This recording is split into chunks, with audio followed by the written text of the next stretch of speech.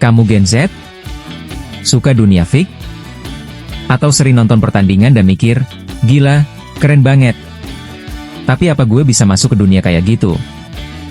Hari ini kita bakal bahas peluang besar Gen Z meniti karir di dunia combat sport di Indonesia. Apalagi dengan semakin ramainya event seperti Beyond Combat Sport yang ikut membuka pintu buat talenta muda. Ini bukan cuma soal berantem. Ini soal karir, masa depan, dan peluang uang yang nyata. Dalam 5 tahun terakhir, dunia combat sport di Indonesia meledak. Antusiasme publik makin besar, event makin sering, dan atlet lokal makin banyak muncul ke permukaan. Mulai dari MMA, boxing, kickboxing, Muay Thai, grappling, BJJ, sampai festival olahraga tarung yang makin profesional. Bahkan platform baru seperti Beyond Combat Sport ikut bikin standar pertandingan makin tinggi, memberi wadah buat amatir dan semi-pro untuk naik level. Apa keuntungan besar bisnis combat sport untuk Gen Z? 1. Pasar bertumbuh sangat cepat. Di seluruh dunia, industri combat sport, termasuk MMA, boxing modern, Muay Thai fitness, sampai submission grappling, bertumbuh pesat. Di Indonesia, tren ini makin kuat sejak munculnya event besar seperti Beyond Combat Sport, One Pride, dan berbagai turnamen komunitas. 2. Peluang besar menjadi konten kreator combat sport. Kamu nggak harus jadi petarung. Kamu bisa jadi kreator yang membahas teknik, review fik, analisis event, highlight training, sampai komedi seputar combat.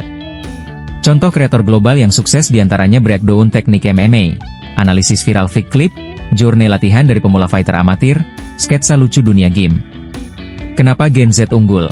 Karena paling paham tren, editing cepat, kreativitas tinggi, dan konten combat sangat mudah viral karena visual kuat, energi tinggi, memicu rasa penasaran. 3. Bisnis merchandise apparel. Kaos game, sarung tangan, mouth guard custom, rush guard, hoodie, tas game, bahkan strap tangan, semuanya punya pasar loyal. Keuntungan diantaranya marin besar, konsumen setia, bisa mulai dari pre-order kecil. Apalagi Gen Z paling jago branding dan estetika desain. 4. Coaching, personal trainer, dan kelas micro coaching. Kamu jago striking atau grappling? Kamu bisa buka kelas kecil mulai 3-5 orang. Bahkan dari garasi rumah atau ruang kecil. Keuntungannya, modal kecil, harga kelas bisa premium, repeat klien tinggi karena combat sport bikin ketagihan. Gen Z yang punya skill atau background bela diri punya kesempatan emas. 5. Membuka game mini atau studio fik. Kamu bisa mulai dari kelas komunitas dulu. Setelah ramai, baru buka studio kecil bekerja sama dengan investor lokal atau orang tua murid. Peluang high demand, kelas Muay Thai fitness, kelas boxing untuk wanita, program kids self-defense, program weight loss melalui striking. Game combat sport saat ini sering full bucket karena masyarakat butuh olahraga anti bosan. 6. Event organizer lokal.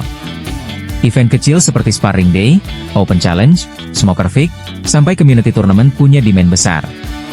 Keuntungan, sponsor mudah masuk, tiket murah tapi volume tinggi, viral potensial tinggi, konten event bisa menghasilkan banyak view.